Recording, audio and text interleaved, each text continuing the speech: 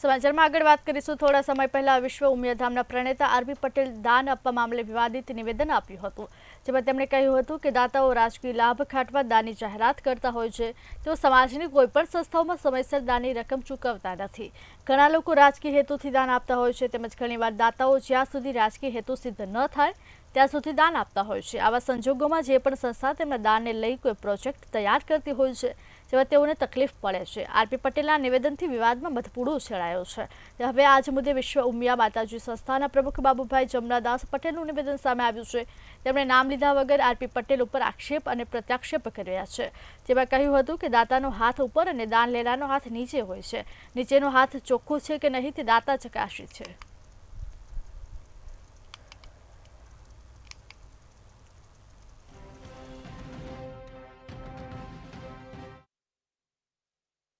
પરંતુ ક્યાંક એવા કિસ્સાઓ પણ બને છે કે રાજકીય મહત્વાકાંક્ષાઓને લઈને સમાજમાં માન અને આદરથી પોતાનું સ્થાન ઊંચું વધે, કદ વધે, એવા એક ઈરાદાથી પણ કેટલાક લોકો સમાજની અંદર આવી સંસ્થાઓમાં દાન જાહેર કરતા હોય છે અને પરિણામે લાંબા સમય સુધી એ દાન આપતા નથી।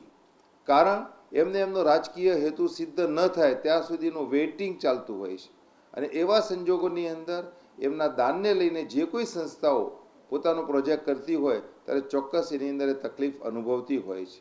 મને કહેતો ગૌરવ થાય છે કે સમાજમાં મોટાભાગના દાતાઓ એવા છે કે જે સમયસર દાન લખાવે છે અને સમયસર દાન આપે પણ છે।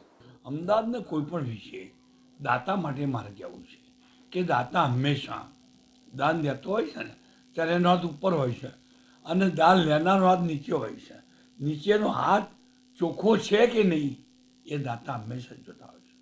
જો હાથ ખડેલો હોય તો દાતા એમથી બ્રેક મારે દાનમાં, કારણ કે એને ખબર છે કે મારા પૈસા એ ઘેરવેજ બી ના વપરાય, આડાવરા પૈસા ના વપરાય।